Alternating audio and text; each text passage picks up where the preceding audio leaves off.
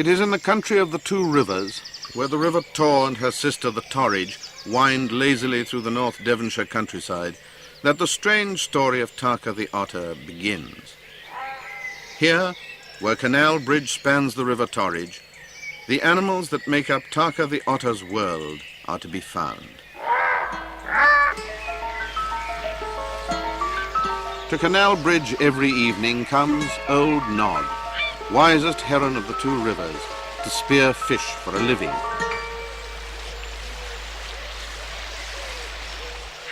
In the right-hand arch of the bridge that once carried a canal across the river roosts Eldridge, the white owl.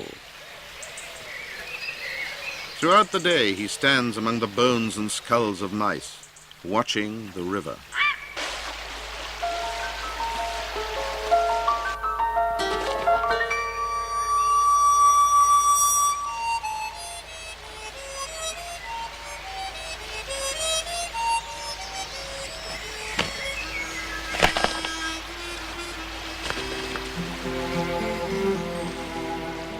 For generations, the dry cave behind the barrier of roots has been used as a sleeping place for otters. Instinct had drawn the otter to her birthplace to make a special couch of oak leaves and reeds.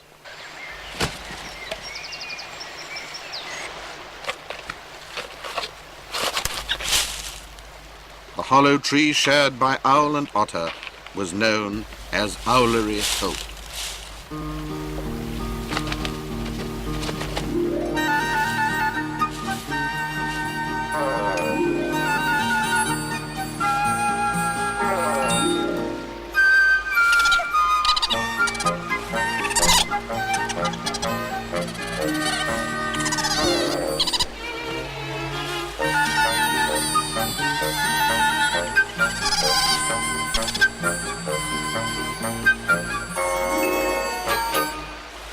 The otter's attention turned from the owl. She was using all her senses to find enemies.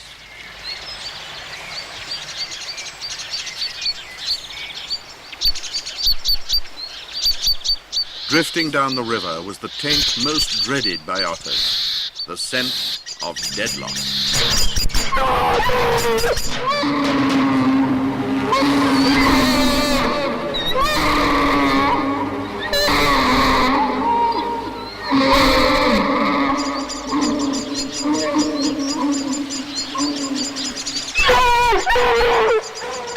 Deadlock was master of the pack.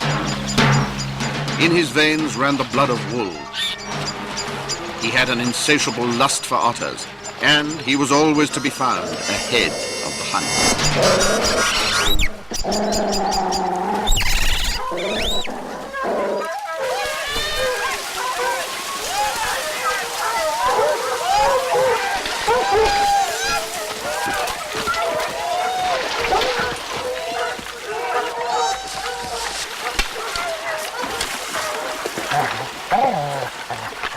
Must be a bitchin' cub, master. This is where hounds marked last month. Yes, I remember. Let her be and move on downstream. Pull Deadlock out, Tommy. Deadlock! Deadlock! Ah, Deadlock, leave it. Come on, leave it, Deadlock. Go on away.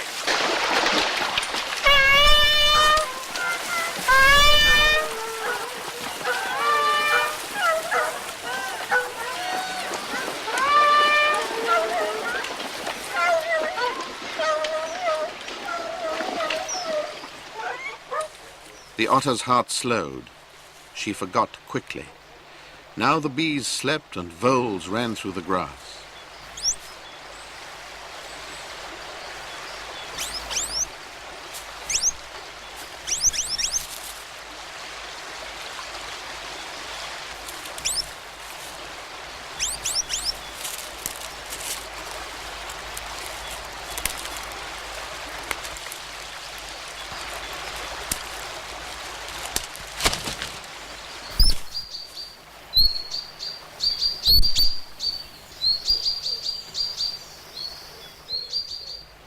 The bitch otter made no move to leave the holt. She lay on her side in pain and a little scared. While she waited to give birth, the song of the river stole into the holt and soothed her.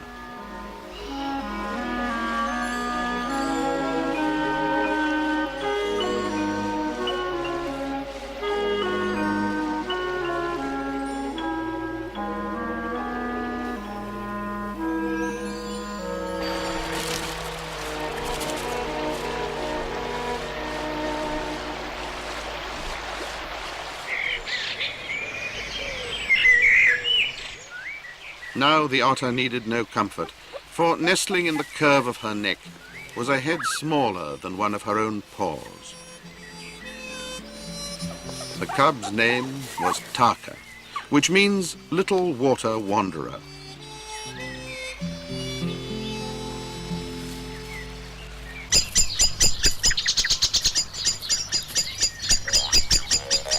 All night long, Bloody Bill Brock the badger had prowled and hunted.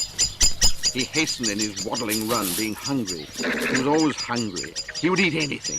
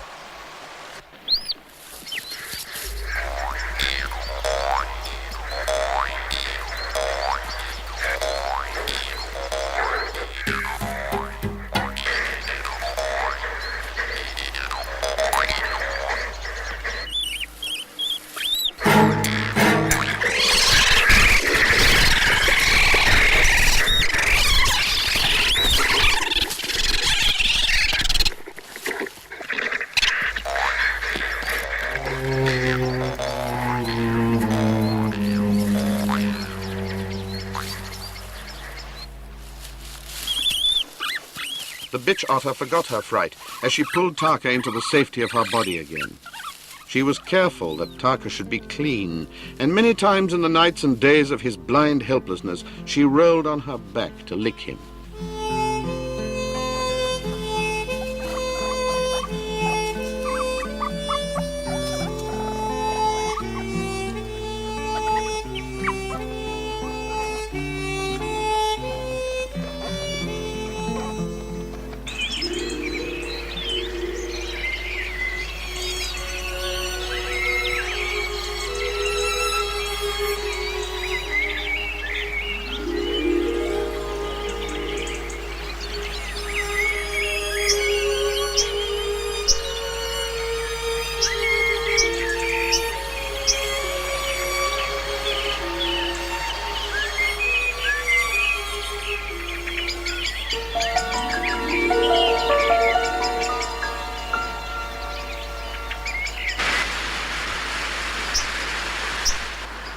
Early one morning, when the rising sun silvered the mist lying over the river, the dog otter with whom Tarka's mother had mated nearly 9 weeks before followed her scent to the island above the Holt.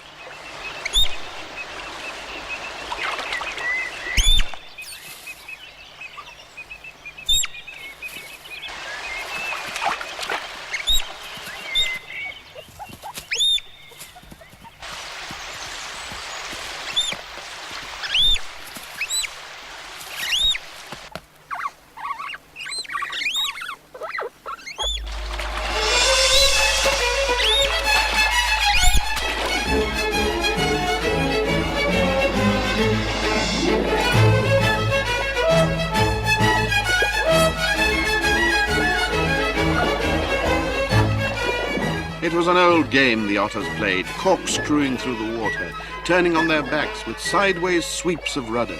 It gave them delight and made them hungry.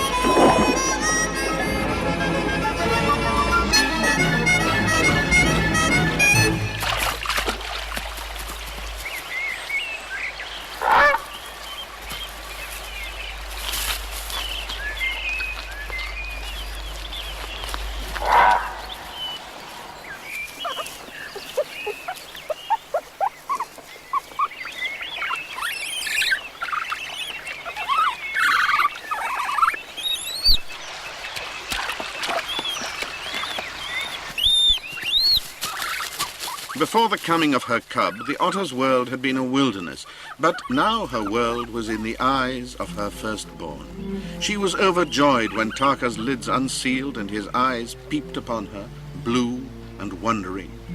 He was then 3 weeks old.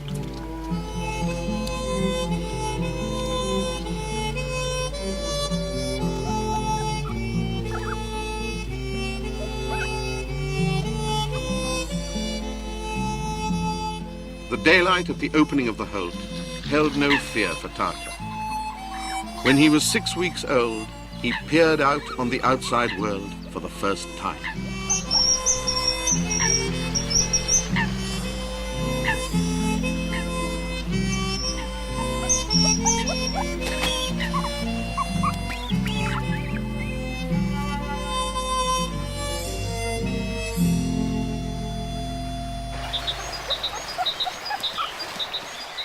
Each day, Tarka ventured further and further from the holt and learned something new.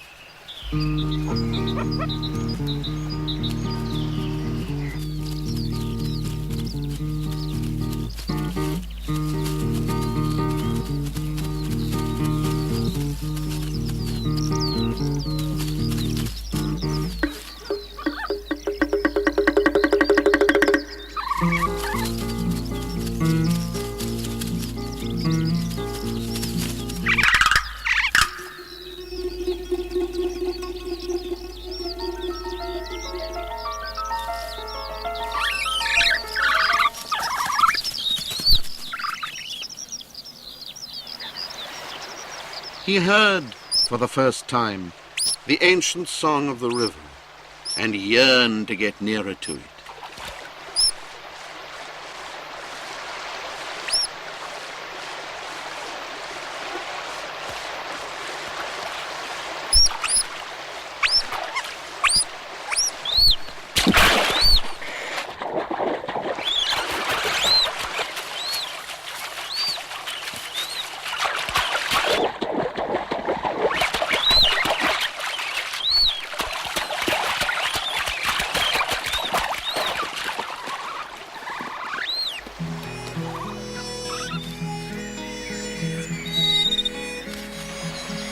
May and June and July were past.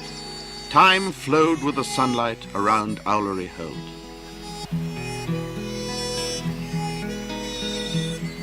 Tarka was now 3 months old. He had been taught to fish and was now ever alert to danger.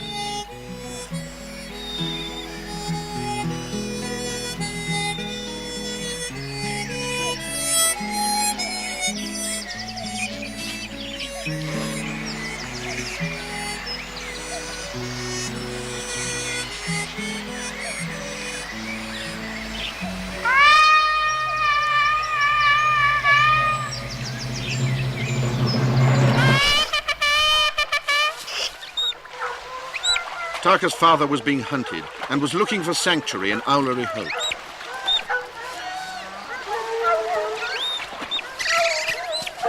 In her overriding desire to protect Tarka, the bitch otter snapped at her mate and drove him off.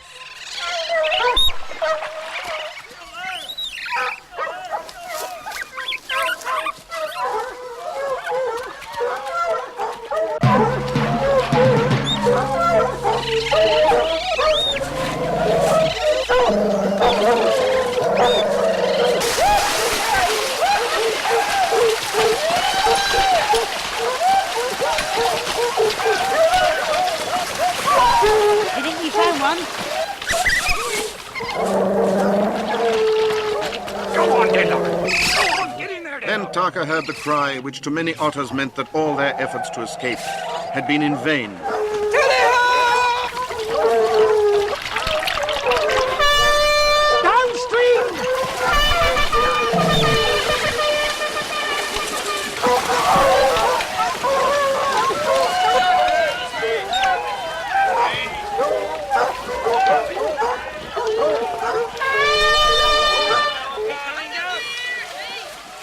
The sound slowed and ceased. They broke out again and slowed away into silence. Tarka's father was dead.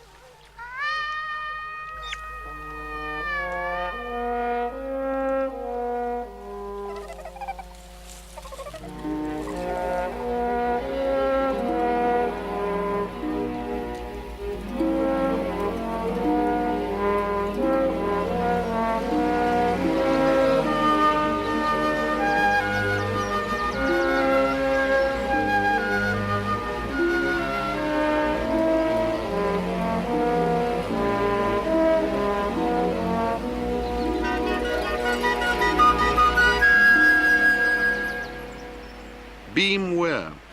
August and September slid into October. Out of the foamy spate, a silvery flicker shook and vanished.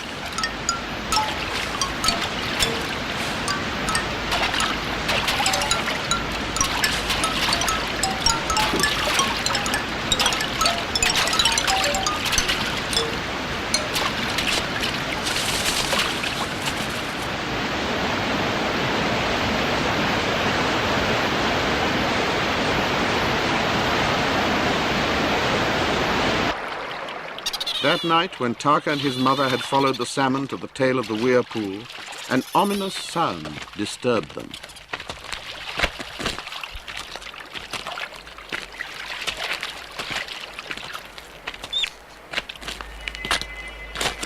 Shh. Can you see anyone?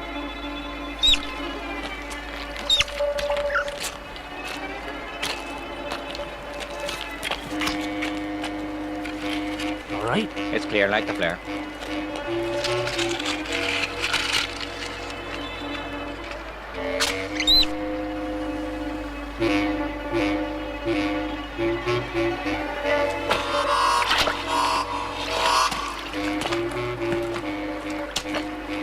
There's one.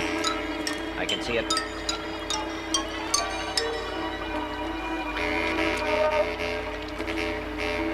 Careful now. Steady.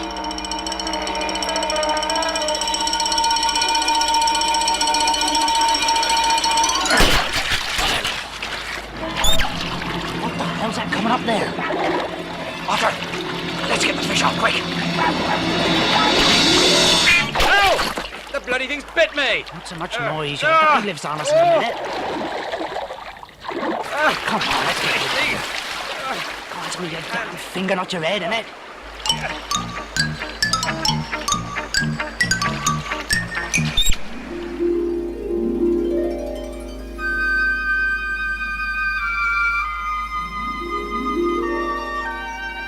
Yellow from ash and elm and willow, buff from oak, rusty brown from chestnut, scarlet from bramble, the waters bore away the first coloured leaves of the year.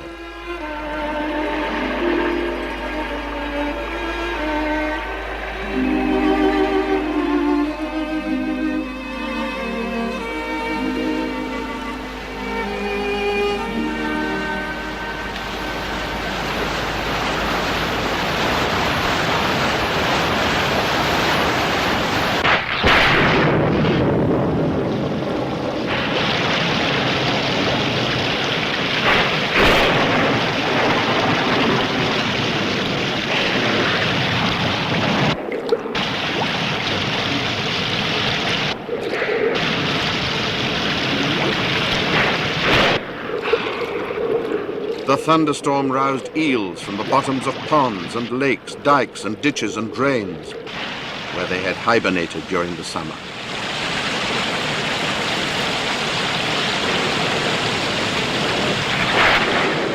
They were the females, urged seawards by a common desire to journey to their spawning beds across the Atlantic, far underneath the floating weeds of the Sargasso Sea.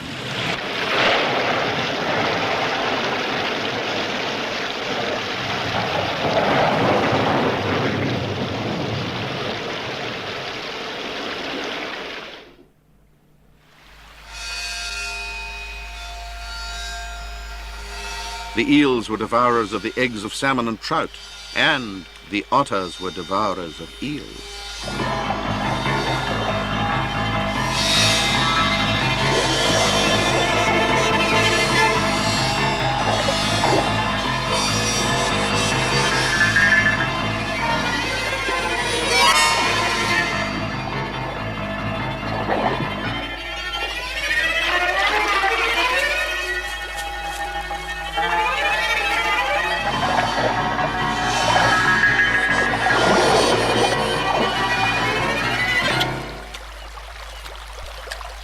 Although otters rid the rivers of eels, the landowners took no note of this and decreed that otters be treated as vermin.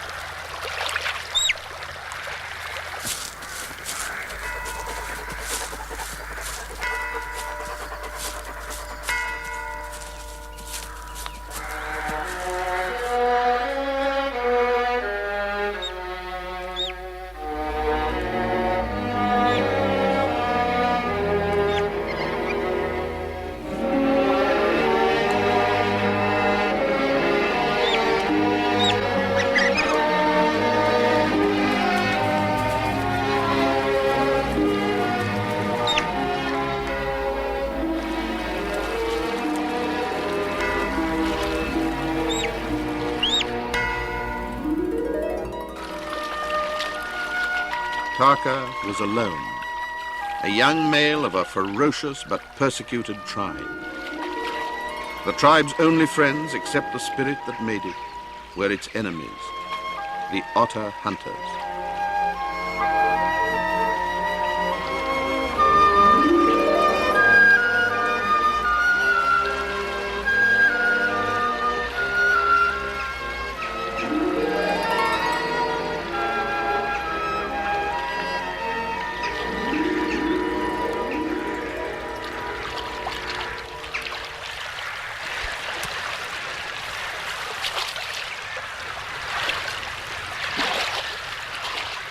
While the eels were migrating, Tarka found his food easily. The more he killed, the more he wanted to kill, and he feasted on them till his jaws were tired.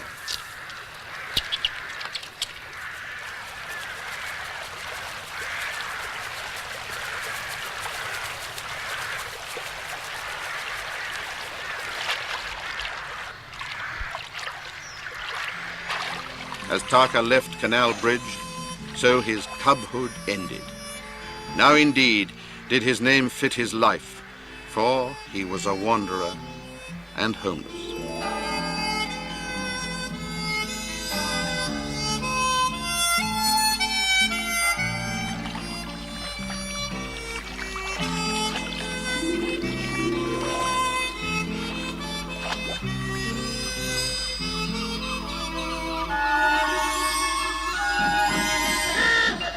At Bideford, the noise of traffic frightened him, but hunger overcame his fear. What do you do then, Molly? I said to him, well, if you come round again, I'll give you what for. Oh, Molly, you never.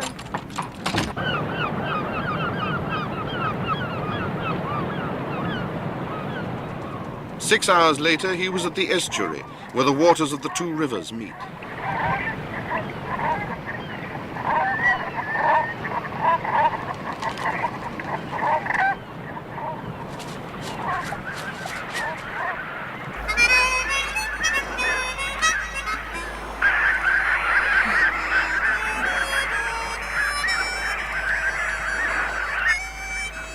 The estuary was a new world to Tarka, with new sights and sounds. A new world in which every nook and cranny had to be explored to satisfy an otter's singular curiosity.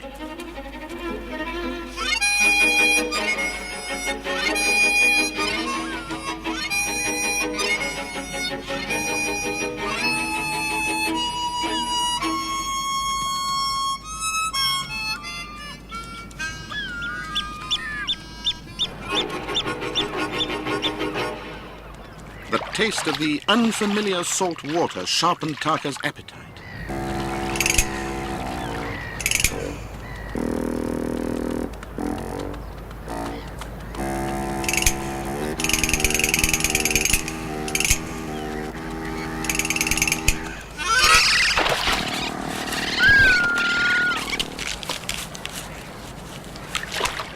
In the days that followed, Tarka learned how to eat crabs, cracking them with his teeth to set loose the flesh within.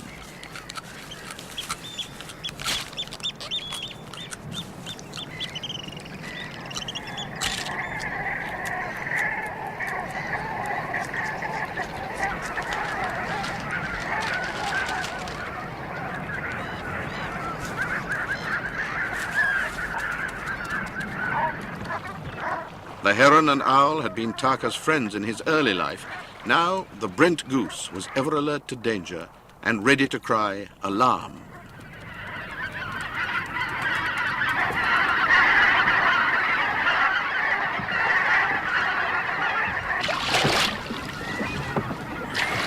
Pull at her. Come on, Shiner.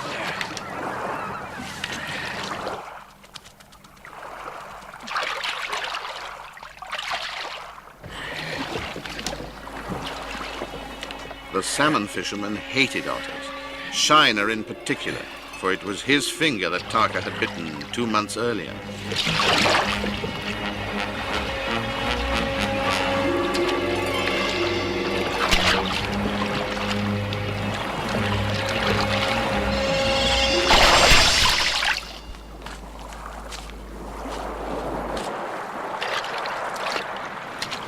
boat there, Shiner. Give me that net.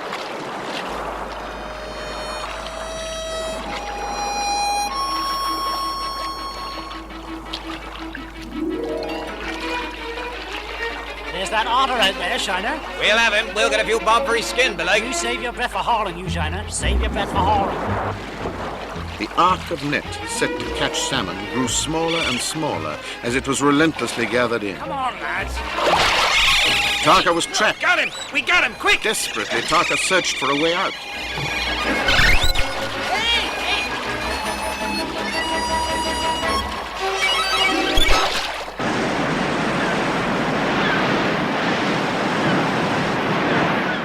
Afterwards, Tarka travelled to where the long Atlantic rollers, driven by December gales, incessantly pound the north side of the estuary at Saunton Sands.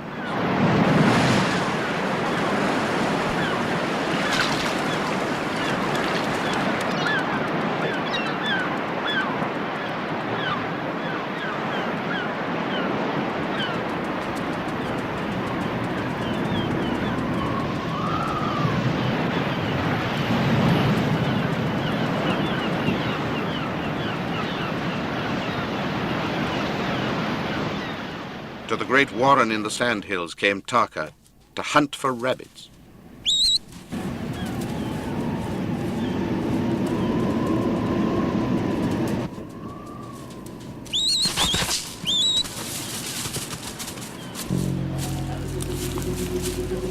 There, look, there's one over there. Yeah. Tarka heard the voices of men, and from the opening of the burrow saw two rabbit catchers heading down the sandhills to the warren. What was you telling me about going to market then? We just said fast as you can kill him, I can sell him a dip. Oh, This all to do. Got 3 or 4 here last week. gone too late nuts, Tom. Yes. Be ready to shoot them, sir. I'll kill him all right, don't you worry.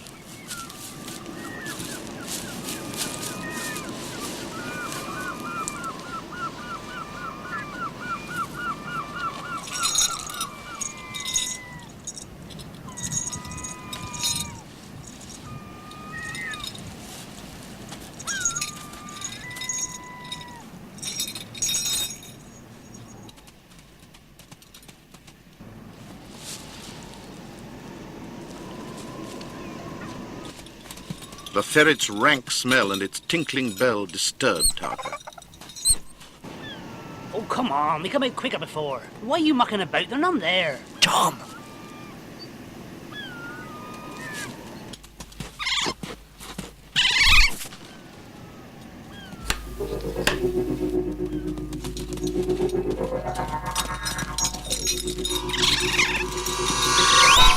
Don't point that thing at me!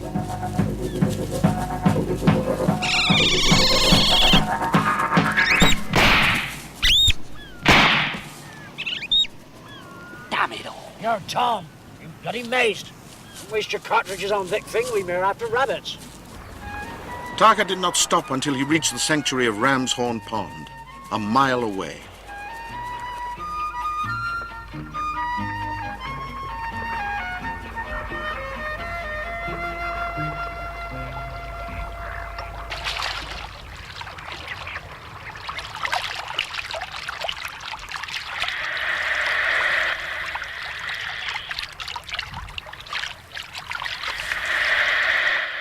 To the annoyance of the swans, he hunted the waters of the pond.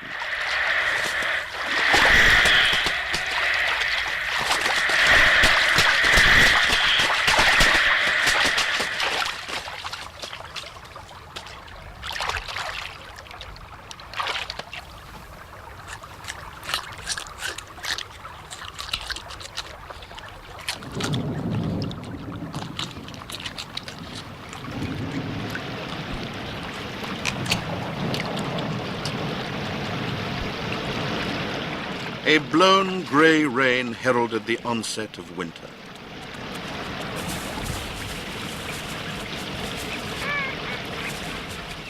Instinct moved Tarka to make a warm couch in a clump of rushes beneath a bramble thicket.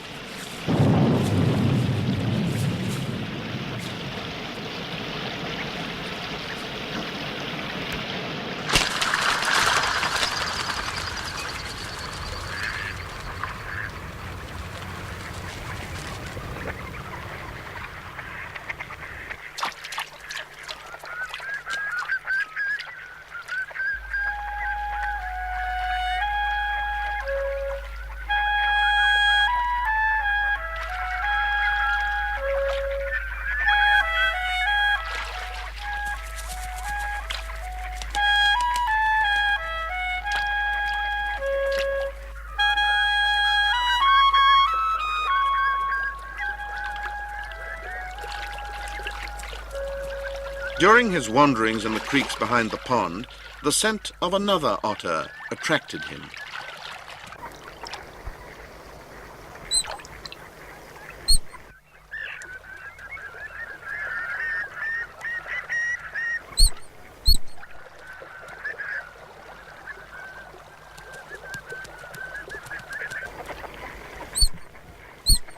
He heard an otter's whistle, and a feeling of joy warmed his being.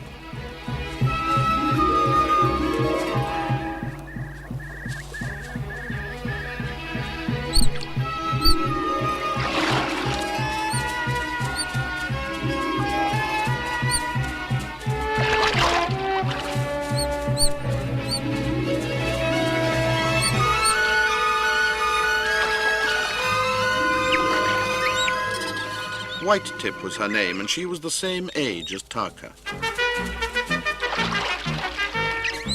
Tarka's emotions were as intense as they were quick. He was in love with White Tip.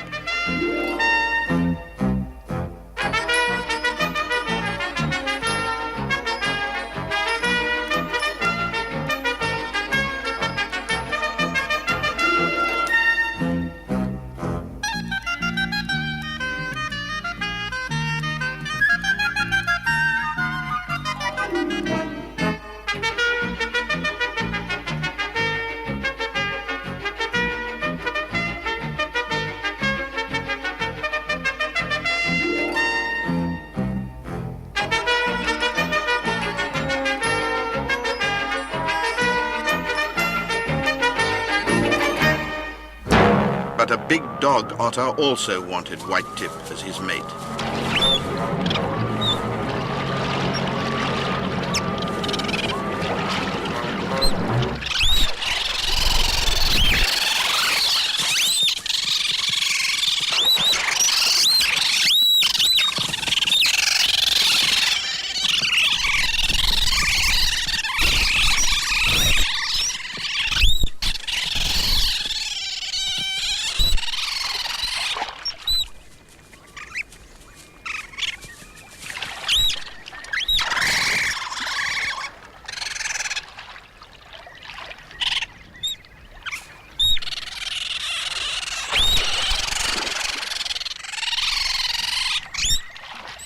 Tarka was so frightened that he ran away back to the safety of Ram's Horn Pond, his ardor dampened.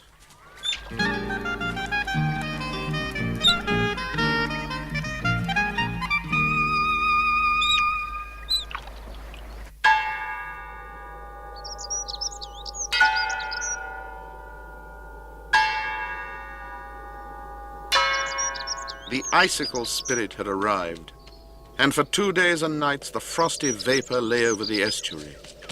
No power could exorcise it.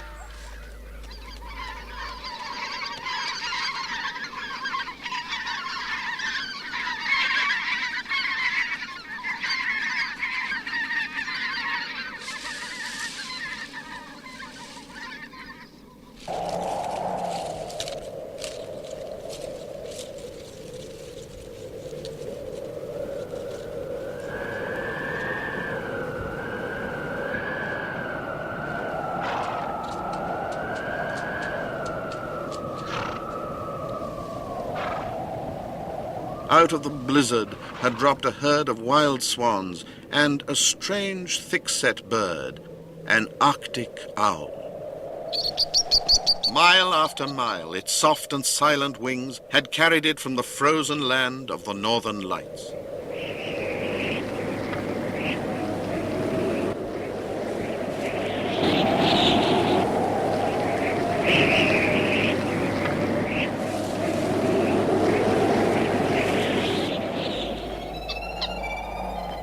For 2 days, Tarka did not venture from his warm couch until hunger forced him to set out in search of food.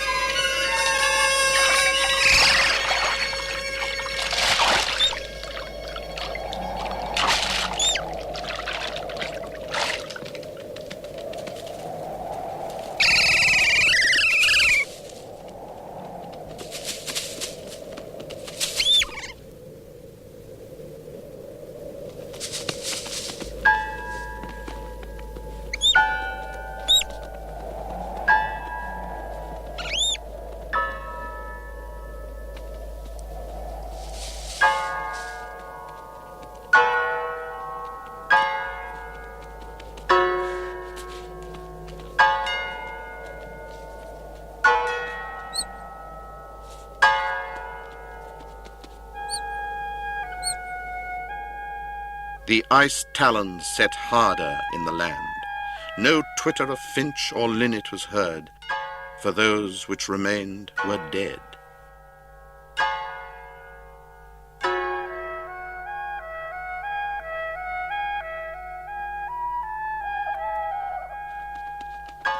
One night, raving with hunger, Tarka was drawn to a nearby farmyard.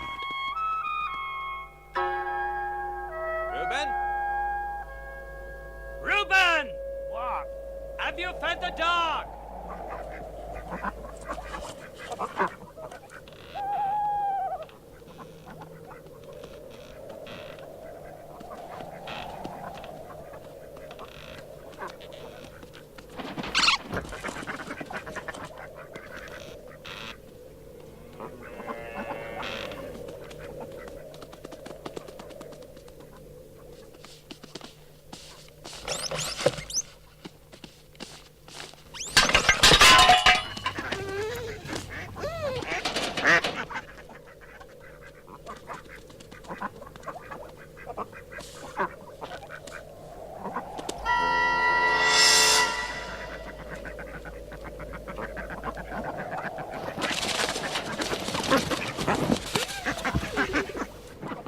The smell of ducks was painful to Tarka. Juices flowed into his mouth. His heart beat fast.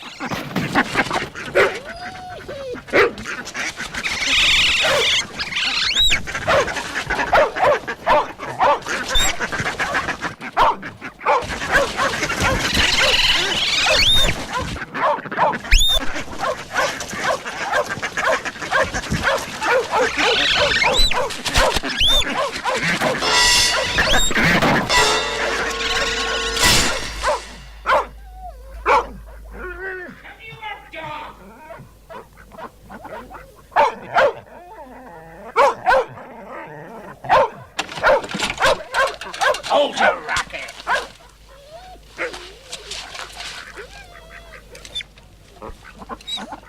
Hey, Reuben! Come quick!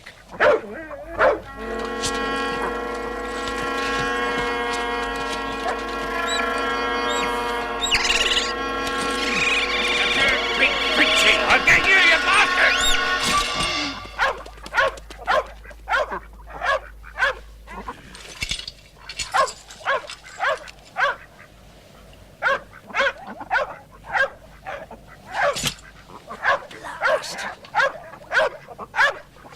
You won't bother they ducks no more.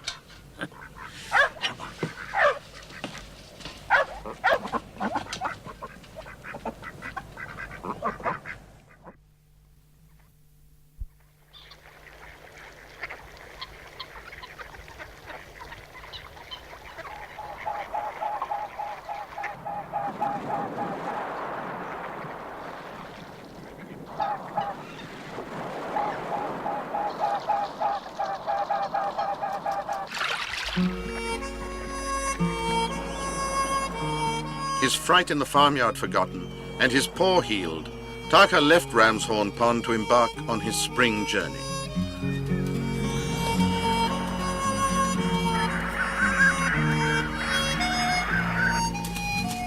Tarka left the estuary, passing the well-remembered places of his earlier journey, sleeping by day in riverside holts and marshes, and feeding by night.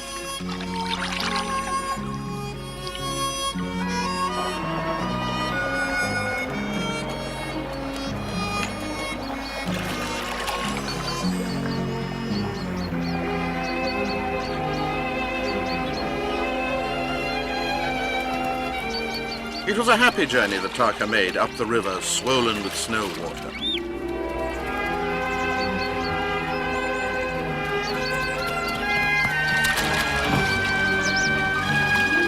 Instinct urged Tarka to the stone at which every otter traveling up the river before him had paused.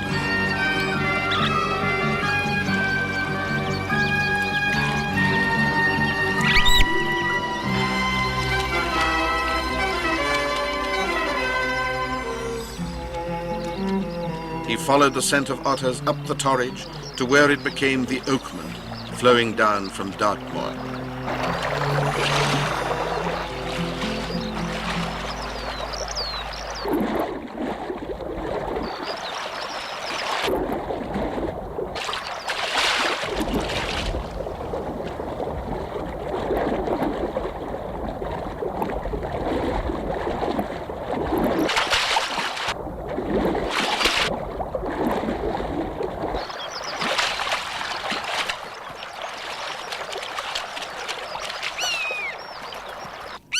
the buzzard, looked down on where the two rivers began. Tarka had followed the Torridge to its source.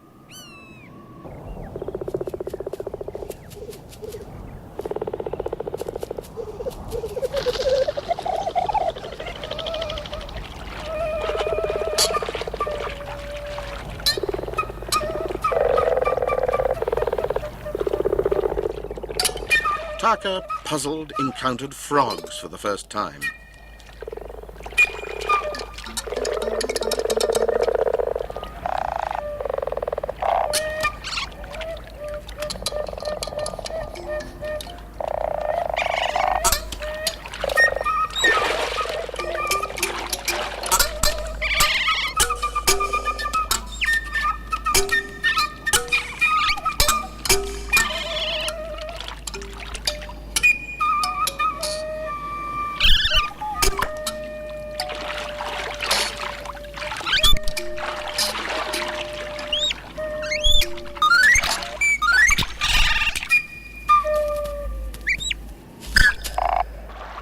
Tarka set off again.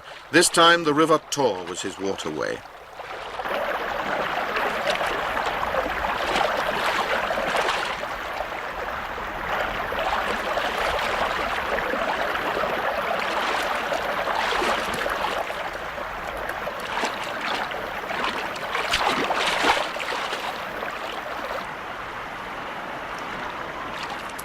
On a regular marking place of otters, to his joy, Tarka recognized the scent of white tip. His heart beat faster and he followed the water she had traveled.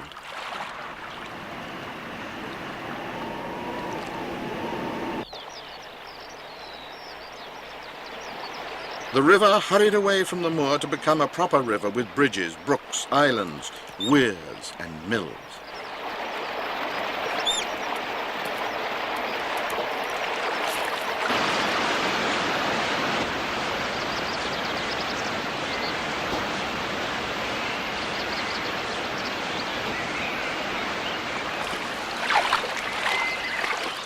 From the sun came the unseen message. The sap rose in the grasses and in the rugged oak tree. Bird and flower, tree and butterfly were moved. So every year in the spring, life came to the earth. Tarka, too, felt the urge to take a mate.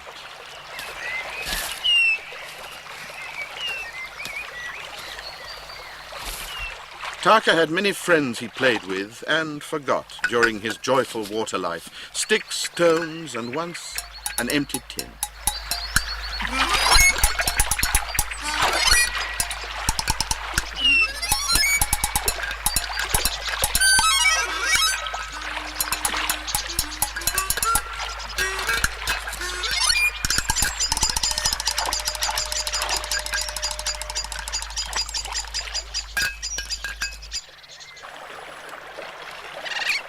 Like all otters, Tarka reveled in falling water, going wild with joy, rolling in ecstasy as he tried to catch the twisting rope of water.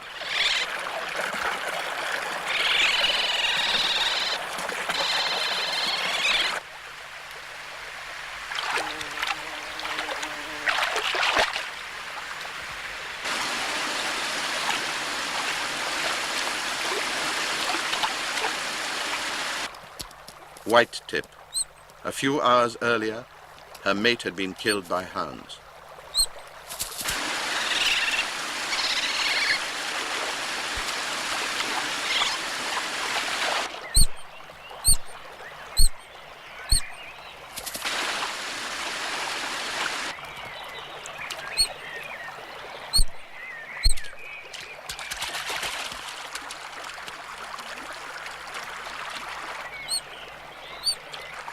Tarka heard White Tip's call and whistled in his joy.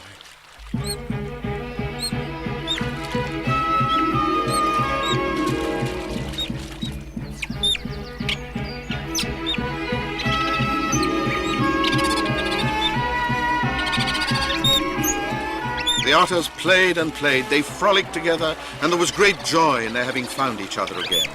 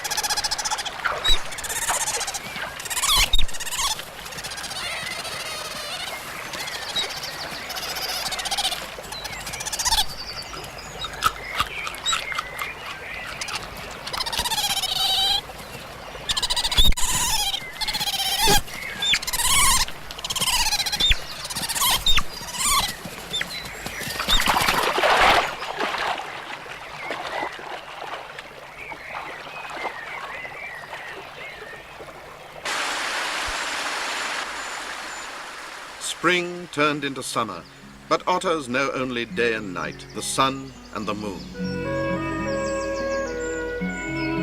The two otters traveled down the River Tor to the estuary, where the two rivers meet before flowing into the Atlantic.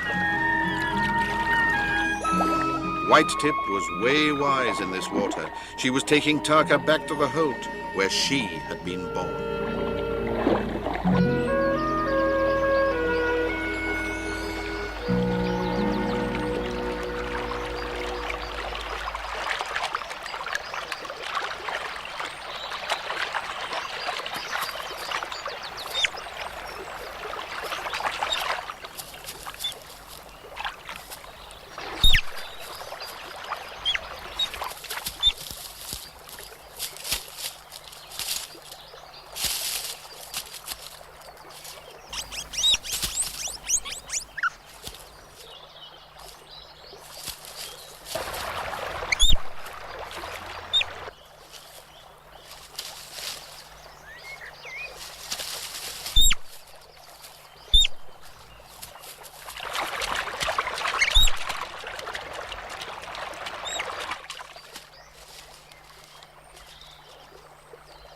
And while White-Tip awaited the birth of her cubs, Tarka also returned to where he had been born, Owlery Holt.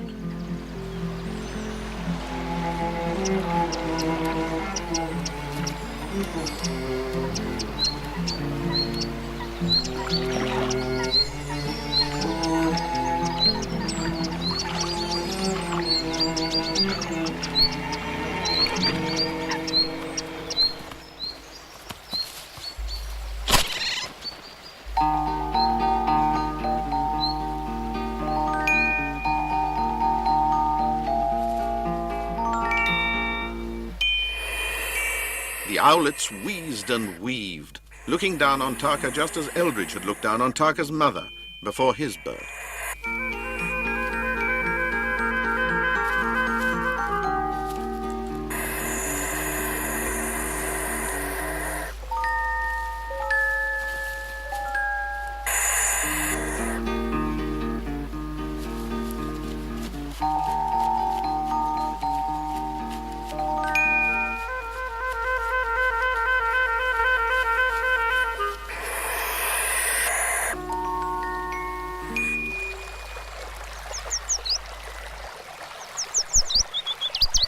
The willow warbler's song was heard by White-Tip suckling her newly born cubs in the Holt.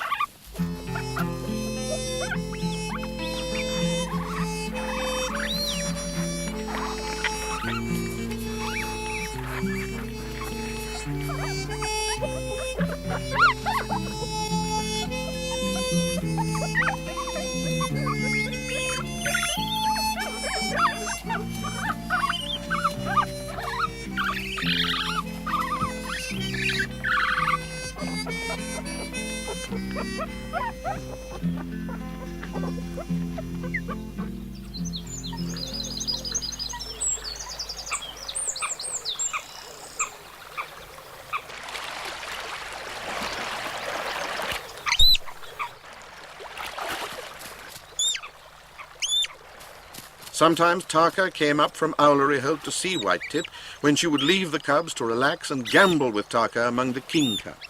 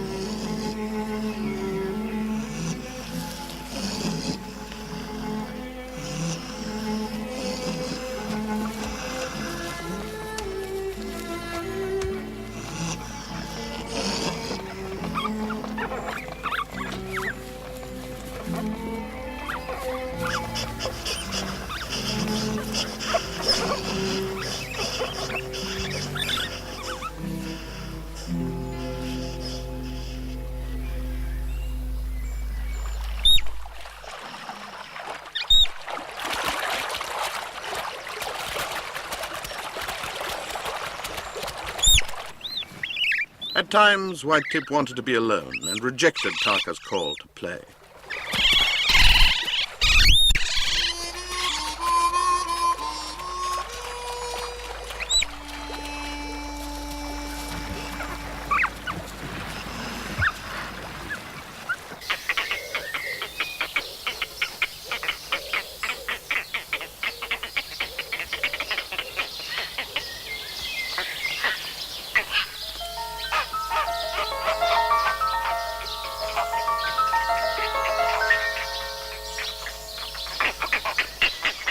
Old Nog was working very hard. He'd got 2 youngsters to feed, who he felt were old enough to leave the nest and learn to fish for themselves.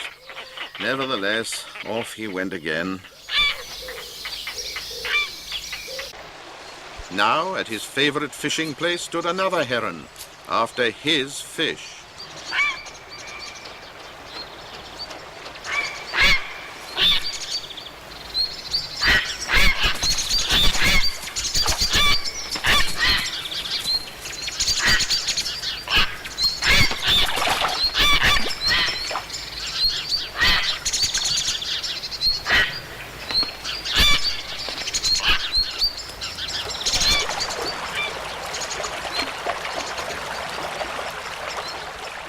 Old Nog preened himself in his satisfaction.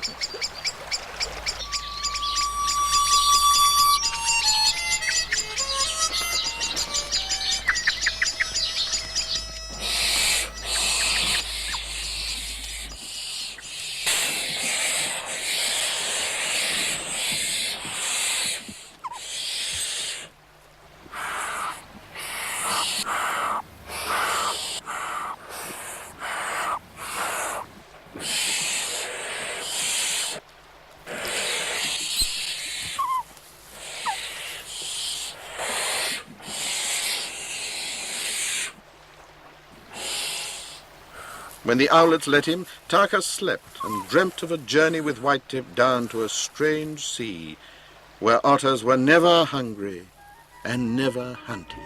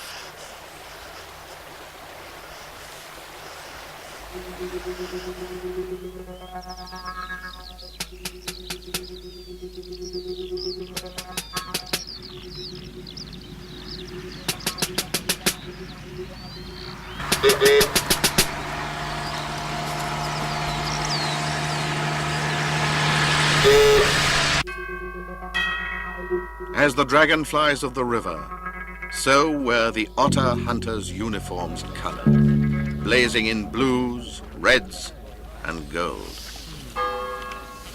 Right, Harry, move in a little. I think we can gather round rather more closely, gentlemen. You, sir, could you come forward a little bit there, please? Right, John, that's it. Thank you. And you, gentlemen at the back, could you move out of the picture, please? For the country of the 2 rivers, the first meet of the otter hunting season was a grand social occasion. Right, oh, boy, out of the picture, please. Come along, boy. Get away, boy. Get out of the way, there. Right now, gentlemen, if you could hold very still, please. Right, that's it. Thank you very much, gentlemen. Thank you. Well, thank you very much. I hope the boat will turned out. I'll see you again later on. Very good, Master.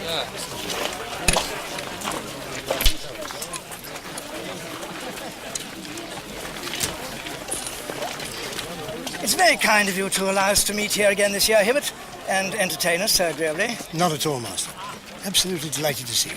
Have there been any reports of otter in the water? Our riverkeeper says he's seen signs of an otter down at Canal Bridge. Do you remember where you drew last year? I remember. That sounds promising. Well, I hope you're lucky. I'm sure we shall. May I say that you're looking absolutely charming, my dear? It's always a very great pleasure to see you. Thank you. Lucy, what about a glass of sherry? Master. Oh, thank you. Well, here's to a successful day.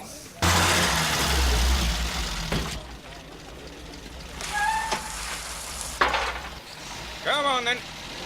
Come on.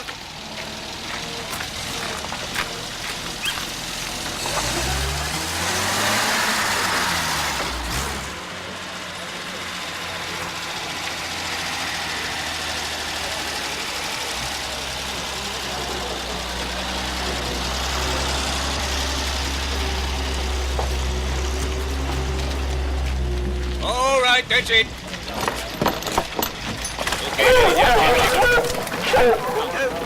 Come on in, boys. Steady. Over there. Come on now, come on. This way. Come on then. Come on then. Go. Nimrod. The hounds loved the huntsman, who called each of them by name. Come on, Jarvie. Come back, Christian. And there, apart and morose, was Deadlock. Deadlock. Come on, Deadlock. Come on. May we move off, Hibbert? By all means, Master. Now then, out of the way, keepsake. Come on here. How are you this morning, old gal? Come along, Nimrod. Out of my way. All right, Tommy. You can move off now if you're ready. Yes, sir. Come along, boys.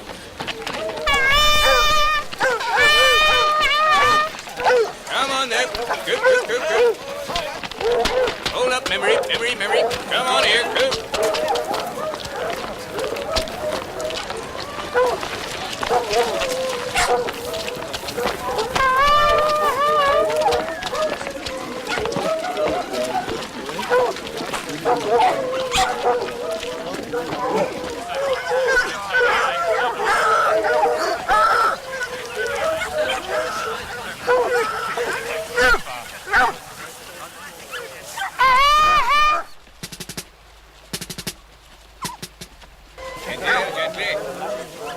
Gently.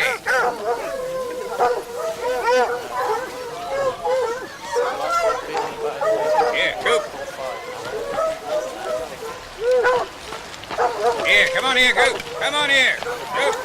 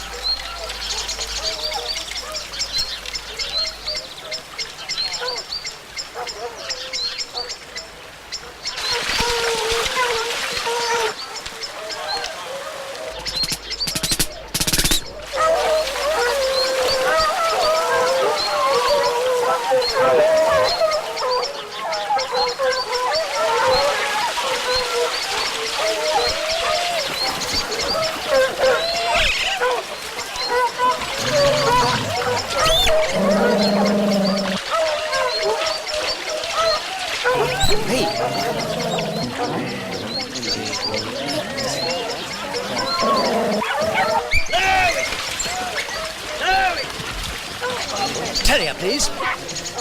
I'll take him. Thanks.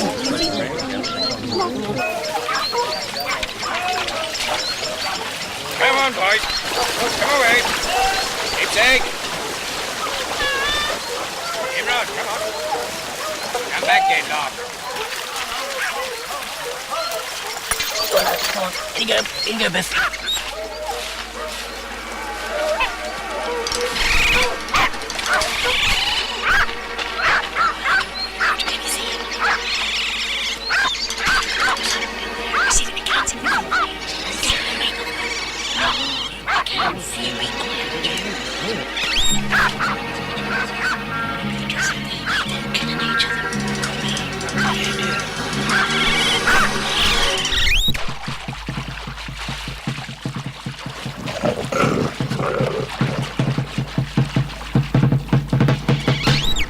water was shallow, the otter hunters gave Tarka 4 minutes law, a sporting chance to get away.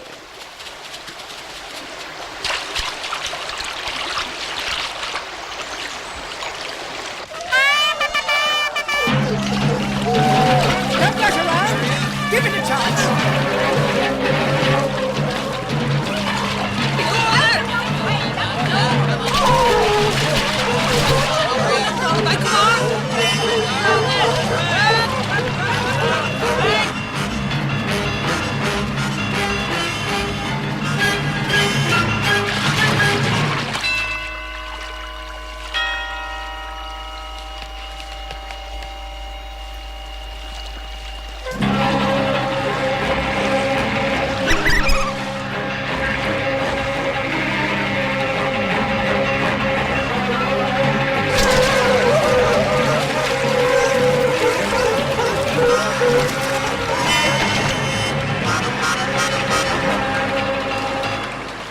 At the weir, instead of going straight on as expected, Tarka ducked into the Leat, leading off the main river.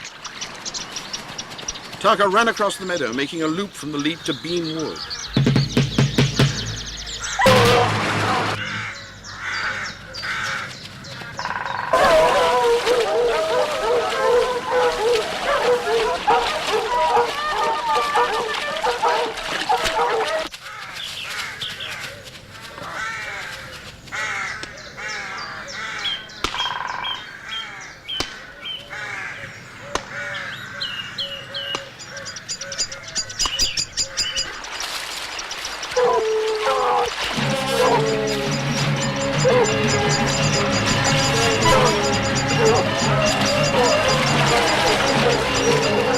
Come on, Nimrod. Yo, yo, yo, yo, yo, yo, yo.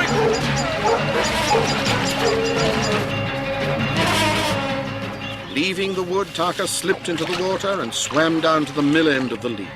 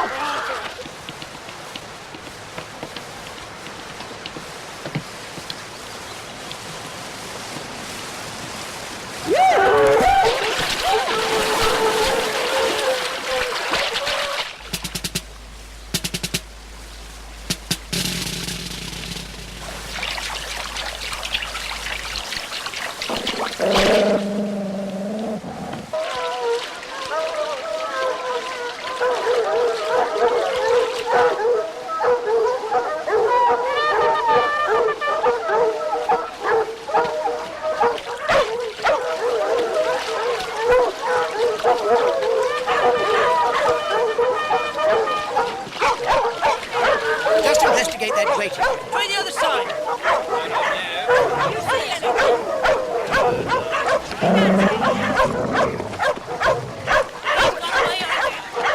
After a time, the noises receded. Tarka settled more comfortably in his hiding place. He twitched uneasily in his sleep.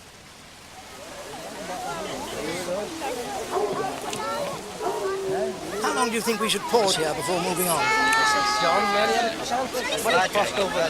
What do you think, about 20 minutes, Master? Yes, that seems reasonable. Lovely bit of plastic. Lovely bit of plastic. Thanks, Dave. Rubber job. No.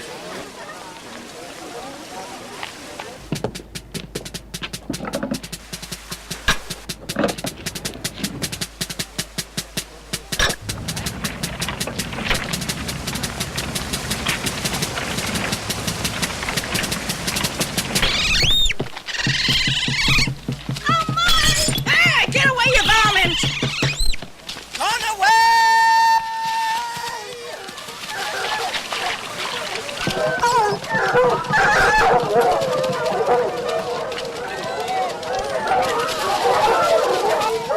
Hey, come back here, you! Sorry, Mrs. Jenkins!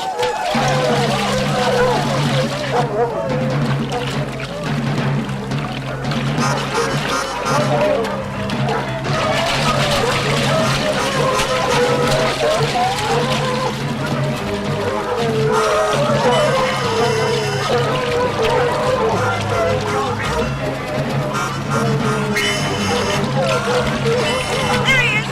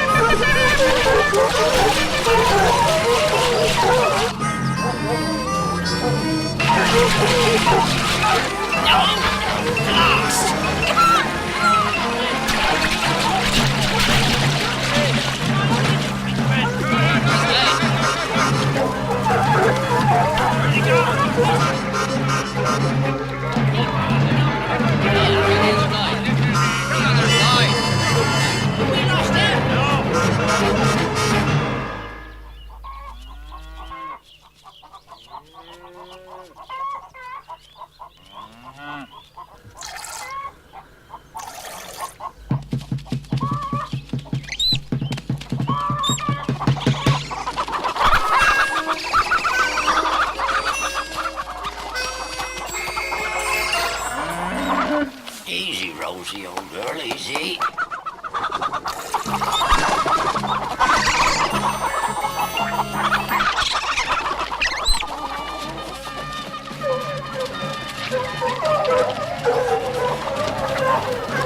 What's going on here?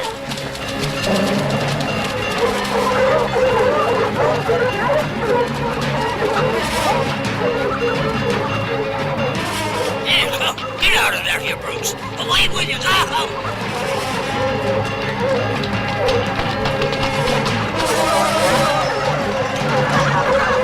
What are you doing out there? What's going on? We're hunting an otter. You're trespassing on my property. Perfectly usual for the hunt to go through a farm in this way. Not while I'm trying to milk my Rosie. I'm afraid I really can't argue with you about that now, sir. We may lose hounds.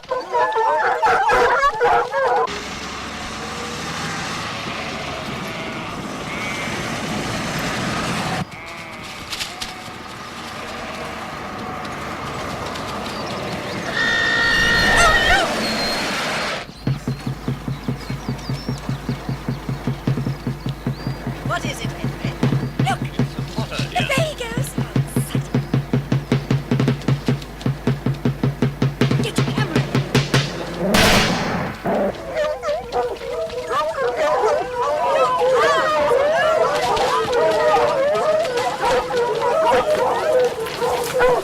Which way's it gone? Over there. See, it's not! I'm sorry to interfere with your journey. Tarka was making for the sanctuary of Owlery Holt.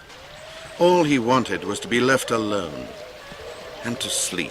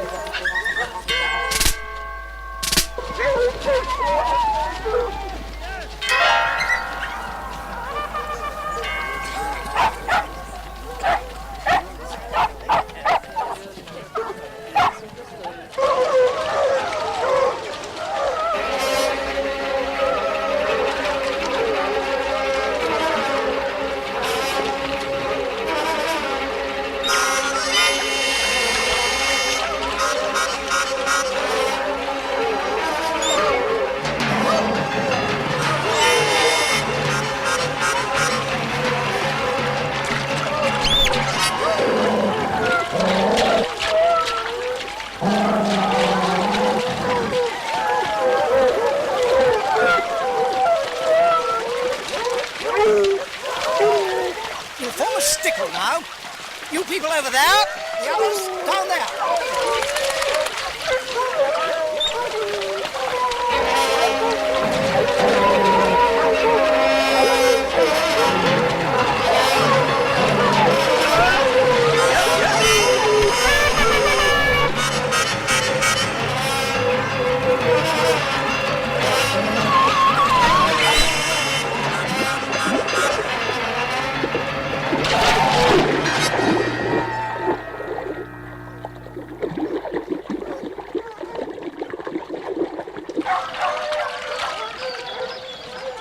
The otter disappeared. The river grew quiet. The huntsman walked slowly upstream, letting the hounds work themselves.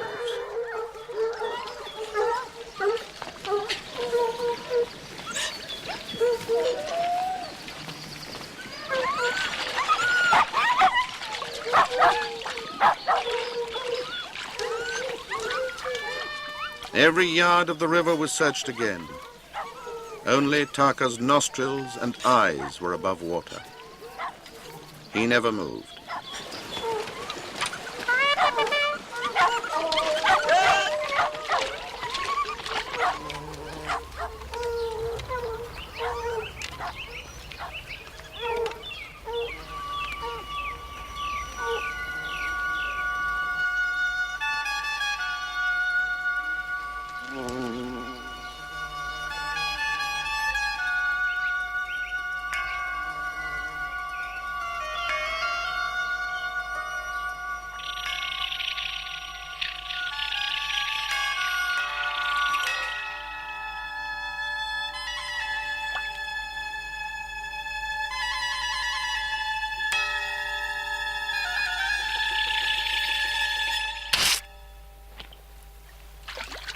Tally-ho!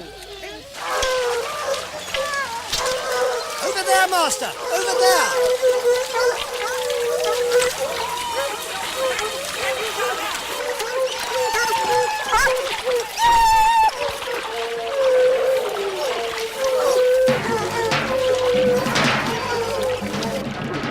Tarka swam until he saw before him the bright, bubbled, iron-shod barrier.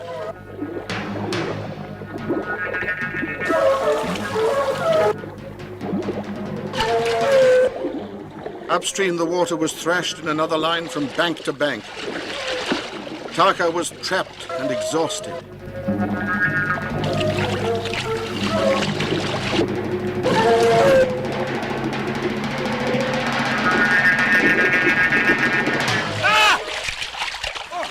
There!